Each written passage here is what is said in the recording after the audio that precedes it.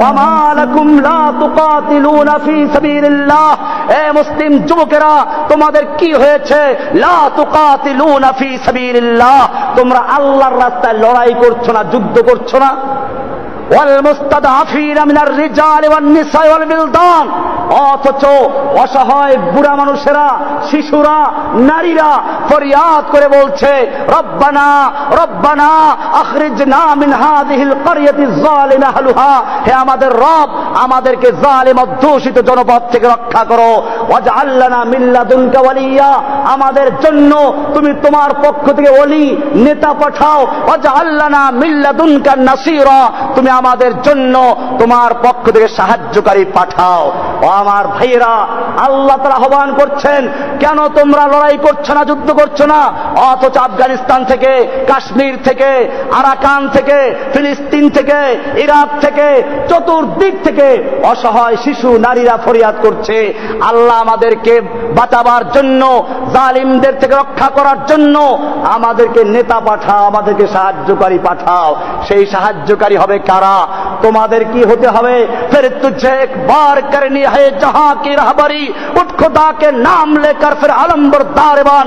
ও আমার যুবকেরা, আবার তোমাকে সেই সালাহুদ্দিন আইয়ুবী, মোহাম্মদ বিন কাসেম, তারেক বিন জিয়াদের মতো আবার ময়দানে ঝাঁপিয়ে পড়তে হবে। আমাদের সামনে বাধা আসবে, সেই বাধাকে উপেক্ষা করে ময়দানে ঝাঁপিয়ে পড়তে হবে। আমাদেরকে কাফেরদের শক্তি যত বেশি হোক না কেন পরোয়া করা চলবে না।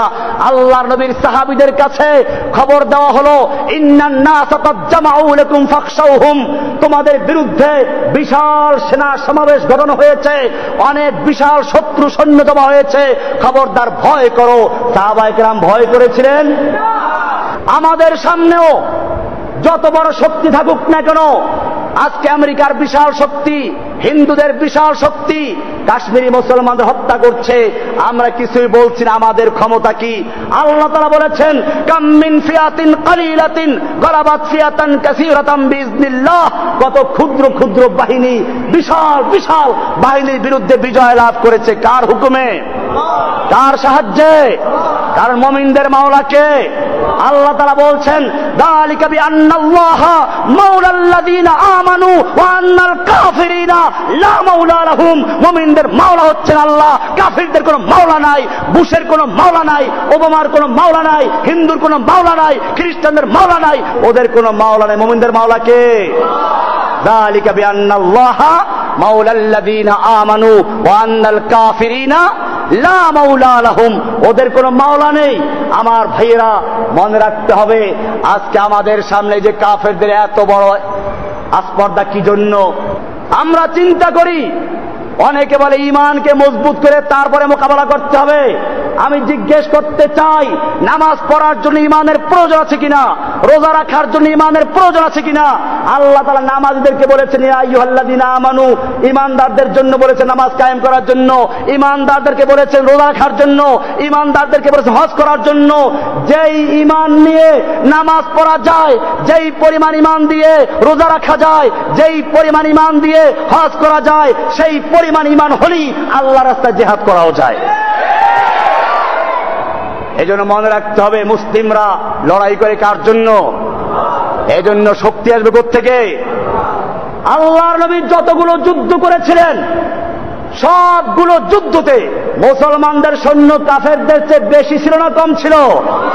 কম ছিল। একটা যুদ্ধে খালি বেশি ছিল, হুনাইনের যুদ্ধে। সেই যুদ্ধে মুসলিমরা মার খেয়েছিল। কি হয়েছিল? প্রথম দিকে মার খেয়েছিল। আল্লাহ কোরআনে বলেছেন, ওয়ায়াউমা হুনাইনিন ইয আ'জাবাতকুম কাসরাতুকুম, তোমাদের সংখ্যাধিক্যতা যখন তোমাদের কাছে খুব অহংকারের কারণ হয়েছিল, তোমাদের কাছে খুব ভালো লেগেছিল, তখন আল্লাহ তাআলা তোমাদের সেইটা কোনো উপকার আসে নাই। প্রথমে মার খেলো, এরপরে যখন সংখ্যার গৌরব শেষ হয়ে গেল, ঈমান পুরো আল্লাহর দিকে চলে গেল, এবারে আল্লাহ নবী ডাক দিলেন, তাআলা ইবাদাল্লাহ, আল্লাহর বান্দারা আমার দিকে চলে আসো, আনান নবিয়্যুল লা কাযিব, আনা ইবনে আব্দুল মুত্তালিব, আমি সত্য নবী, মিথ্যা নবী নই। এবারে যখন নবীর কাছে চলে আসলো, সংখ্যার কোনো বড়াই নাই, অস্ত্রের বড়াই নাই, আল্লাহর নুসরতের বড়াই আছে। এবারে যুদ্ধ শুরু করলো, পরবর্তীতে সে যুদ্ধে বিজয় লাভ করেছেন, ঠিক কিনা? আল্লাহ সুবহানাহু ওয়া তাআলা কোরআনুল কারীমে আরো বলেছেন সূরা তাওবার 29 নম্বর আয়াতে, কাতিলুল্লাযীনা লা ইউমিনুনা বিল্লাহি ওয়ালা বিল ইয়াউমিল আখির, তোমরা লড়াই করো, যুদ্ধ করো ওই সমস্ত লোকদের বিরুদ্ধে যারা আল্লাহর উপর ঈমান রাখে না, ওয়ালা বিল ইয়াউমিল আখিরে, ইয়াউমুল আখিরে ঈমান রাখে না, পরকালে বিশ্বাস করে না, ওয়ালা ইউহাররিমুনা মা হাররামাল্লাহু ওয়া রাসূলুহু, এবং আল্লাহ এবং আল্লাহর রাসূল যা হারাম করেছেন সেইগুলোকে যারা হারাম বিশ্বাস করে না, ওয়ালা ইয়াদিনুনা দীনাল হককে, যারা আল্লাহর দ্বীনে হককে দ্বীনে হক বলে বিশ্বাস করে না, আল্লাহর দেওয়া জীবন ব্যবস্থাকে যারা জীবন ব্যবস্থা হিসেবে মানে না, তারা গণতন্ত্র, সমাজতন্ত্র, রাজতন্ত্র আর বিভিন্ন ধর্মের দিকে ঝুঁকে যায়, আল্লাহর দেওয়া দ্বীনে হককে দ্বীনে হক বলে বিশ্বাস করে না, তোমরা ওদের বিরুদ্ধে লড়াই করতে থাকো। সূরা তাওবার 29 নম্বর আয়াত। এমনি ভাবে আল্লাহ সুবহানাহু ওয়া তাআলা কোরআনুল কারীমের সূরা হজের 39 নম্বরে বলছেন, উযিনাল্লাযীনা ইউকাতালুনা বিআন্নাহুম যুলিমু ওয়া ইন্নাল্লাহা আলা নাসরিহিম লাকাদির, নিশ্চয়ই যাদের বিরুদ্ধে লড়াই করা হচ্ছে, যাদের বাড়িঘর ভেঙে দেওয়া হচ্ছে, যাদের শিশুদেরকে হত্যা করা হচ্ছে, তাদের জন্য লড়াই করার অনুমতি দেওয়া হয়েছে, কারণ তাদের উপর অত্যাচার করা হয়েছে, জুলুম করা হয়েছে। আল্লাহ তাআলা তারপরে বলছেন, ওয়া ইন্নাল্লাহা আলা নাসরিহিম লাকাদির, নিশ্চয় আল্লাহ তাআলা তাদেরকে সাহায্য করার জন্য ক্ষমতা রাখেন, আল্লাহ তাআলা তাদের সাহায্য করবেন। এরপরে আল্লাহ সুবহানাহু ওয়া তাআলা বলছেন সূরা বাকারার 190 নম্বর আয়াতে বলছেন, ওয়াকাতিলু ফি সাবিলিল্লাহিল্লাযীনা ইউকাতিলুনাকুম, ও মুসলিমরা তোমরা কিতাল করো, লড়াই করো, যুদ্ধ করো ওই সমস্ত লোকদের বিরুদ্ধে, ইউকাতিলুনাকুম, যারা তোমাদের বিরুদ্ধে লড়াই করে, তোমাদের বিরুদ্ধে লড়াই করে পাকিস্তান, আফগানিস্তানে, তোমাদের বিরুদ্ধে লড়াই করছে ফিলিস্তিনে, তোমাদের বিরুদ্ধে লড়াই করছে ইরাকে, তোমাদের বিরুদ্ধে লড়াই করছে কাশ্মীরে, তোমাদের বিরুদ্ধে লড়াই করছে আরাকানে, বিশ্বের যে কোনো জায়গায় তোমাদের বিরুদ্ধে কুফফাররা লড়াই করছে। ওয়াকাতিলু ফি সাবিলিল্লাহি, তোমরা আল্লাহর রাস্তায় লড়াই করো, যুদ্ধ করো, আল্লাযীনা ইউকাতিলুনাকুম, যারা তোমাদের বিরুদ্ধে যুদ্ধ করছে তাদের সঙ্গে, ওয়ালা তা'তাদু, আল্লাহ তাআলা যুদ্ধের হুকুম দিয়ে আবার এই কথা বলছেন, ওয়ালা তা'তাদু, খবরদার তোমরা সীমা লঙ্ঘন করো না, ওদের শিশুদেরকে হত্যা করবে না, ওদের নারীদেরকে, অসহায় লোকদেরকে হত্যা করবে না, বুড়া মানুষদেরকে হত্যা করবে না। এই জন্য ইসলাম এই যুদ্ধের ক্ষেত্রেও নীতিমালা নির্ধারণ করে দিয়েছে। সুতরাং কোন মুসলমানরা এই কাজগুলো করে না। বোঝা গেল মুসলমানদের নাম দিয়ে এই কাফের গোষ্ঠী, ইহুদি গোষ্ঠী মুসলমানদের নাম দিয়ে ওরা শিশুদের উপর আক্রমণ করে, বাচ্চাদের উপর আক্রমণ করে, নারীদেরকে হত্যা করে, এরপরে আবার নাম দেয় মুসলমানদের নাম। এজন্য মুসলিমদেরকে সাবধান হতে হবে। আল্লাহ সুবহানাহু ওয়া তাআলা এখানে বলে দিয়েছেন, ওয়ালা তা'তাদু, সুতরাং কোন মুসলিম এরকম কাজ করতে পারে না। এরপরে আল্লাহ তাআলা বলছেন, ইনফিরু খিফাফান ওয়া সিকালা ওয়া জাহিদু বিআমওয়ালিকুম ওয়া আনফুসিকুম ফি সাবিলিল্লাহি। সূরা তাওবার 41 নম্বর আয়াতে আল্লাহ বলছেন, ইনফিরু খিফাফান ওয়া সিকালা, তুমি হালকা হও, ভারী হও, বের হয়ে পড়ো, আল্লাহর রাস্তায় যুদ্ধ করার জন্য বেরিয়ে যাও। ওয়া জাহিদু বিআমওয়ালিকুম ওয়া আনফুসিকুম, তোমরা আল্লাহর রাস্তায় জান এবং মাল দিয়ে লড়াই করো। যালিকুম খায়রুল লাকুম, এটাই তোমাদের জন্য উত্তম। ইন কুনতুম তা'লামুন, যদি তোমরা বুঝো।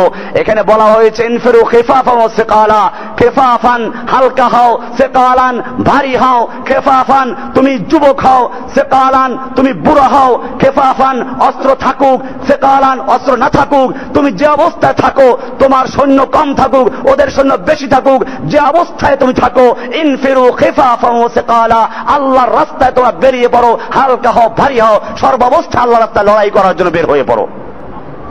ভাইরা আমার, এরপরে আল্লাহ তাআলা বলছেন, আমাদেরকে ধিক্কার দিচ্ছেন, ইয়া আইয়ুহাল্লাযীনা আমানু মা লাকুম ইযা ক্বিলা লাকুম ইনফিরু ফি সাবিলিল্লাহি ইসসাকালতুম ইলাল আরদে, হে ঈমানদারগণ, তোমাদের কি হয়েছে?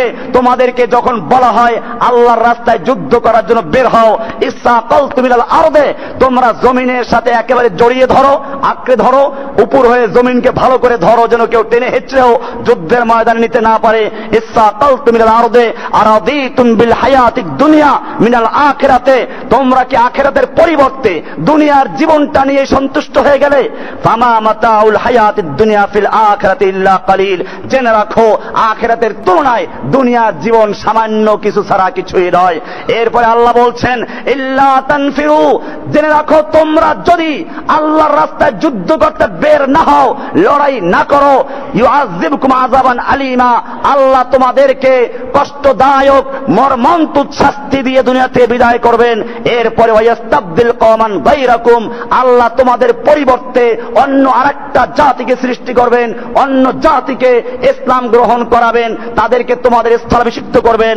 এরপরে জেনে রাখো ওয়ালা তাদুররুহু শাইআ, তোমরা আল্লাহর কোনো ক্ষতি করতে পারবে না। আল্লাহু আলা কুল্লি শাইইন কাদির, আল্লাহ তাআলা সবকিছু করার ক্ষমতা রাখেন। কাজে তোমরা যদি জিহাদকে ভুলে যাও, তোমরা যদি নিজের সন্তান স্ত্রীদেরকে বসে আরাম করতে থাকো, আল্লাহর দ্বীন যদি ভুলুণ্ঠিত হয়ে যায়, আল্লাহর দ্বীন যদি ধ্বংস করা হয়, তাহলে জেনে রাখো আল্লাহ তোমাদেরকে ধ্বংস করে তোমাদের পরিবর্তে অন্য জাতি সৃষ্টি করবেন এবং তাদেরকে আল্লাহ তাআলা দ্বীনের জন্য জিহাদ করার তৌফিক দিবেন। আজকে বুখারী শরীফ যেই দেশে বসে লেখা হয়েছিল সেখানে ইসলাম নেই, আমাদেরকে জন্য আবার তৈরি হতে হবে। সেজন্য আমি কোরআনুল কারীমের একটা আয়াত দিয়ে আপনাদেরকে ইঙ্গিত করছি। আল্লাহ তাআলা বলছেন ইয়া আইয়ুহাল্লাযীনা আমানু, হে ঈমানদারগণ, মাইয়ারতাদ্দা মিনকুম আন দীনিহি, তোমাদের মধ্য থেকে যে কেউ মুরতাদ হয়ে যায়, তোমরা যদি দ্বীনকে ছেড়ে দাও তাতে আল্লাহর কিছু আসে যায় না। জেনে রাখো ফাসাউফা ইয়াতিল্লাহু বিকওম, আল্লাহ তাআলা অচিরেই এমন এক জাতি সৃষ্টি করবেন তোমাদেরকে ধ্বংস করে দিয়ে, তোমাদেরকে গজব দিয়ে, তোমাদেরকে শেষ করে দিয়ে এমন এক জাতি তৈরি করবেন ইয়াতিল্লাহু বিকওম ইউহিব্বুহুম ওয়া ইউহিব্বুনাহু, যাদেরকে আল্লাহ নিজে ভালোবাসবেন আর তারাও আল্লাহকে ভালোবাসবে। আজিল্লাতিন আলাল মুমিনিন, যারা মুমিনদের প্রতি হবে বিনয়ী, আইজ্জাতিন আলাল কাফিরিন, কাফেরদের প্রতি কঠোর, ইউজাহিদুনা ফি সাবিলিল্লাহ, এমন লোকদেরকে তৈরি করবেন যারা আল্লাহর রাস্তায় লড়াই করবে। ওয়ালা ইয়াখাফুনা লাওমাতা লাইম, তারা কোন তিরস্কারকারী, কোন নিন্দুকের নিন্দা, কে নিন্দা করলো, কে সন্ত্রাসী বললো, কে জঙ্গিবাদী বললো, তার পরোয়া করবে না, তারা আল্লাহর রাস্তায় লড়াই চালিয়ে যাবে। আমার ভাইয়েরা, আল্লাহ সুবহানাহু ওয়া তাআলা আমাদেরকে আহ্বান করেছেন, আমরা সে আহ্বানের সাড়া দিতে তৈরি আছি ইনশাআল্লাহ। আমাদের মনে রাখতে হবে এই জমিনে আবার যদি আমরা সোচ্চার হতে পারি, 3 লক্ষ মসজিদ রয়েছে, যেখানে হাজার হাজার লক্ষ লক্ষ মাদ্রাসা রয়েছে, এই সব আলেমরা, সব ইমামরা যদি একটা দাবি নিয়ে আমরা মাঠে নামতে পারি, এই দেশ মুসলিমদের দেশ, এখানে কোরআনের বিধান চলবে, রাসূলের সুন্নাত থাকবে, এই দেশে মূর্তি থাকবে না, মাজার থাকবে না, এই দেশের রাস্তার মোড়ে মোড়ে, স্কুলের মোড়ে মোড়ে মূর্তি চলতে পারে না, তাহলে দূর করা সম্ভব কিনা? আল্লাহ সুবহানাহু ওয়া তাআলা আমাদের সকলকে বিষয়গুলোকে বুঝার এবং আমল করার তৌফিক দান করুন। আসসালামু আলাইকুম ওয়া রাহমাতুল্লাহি ওয়া বারাকাতুহু।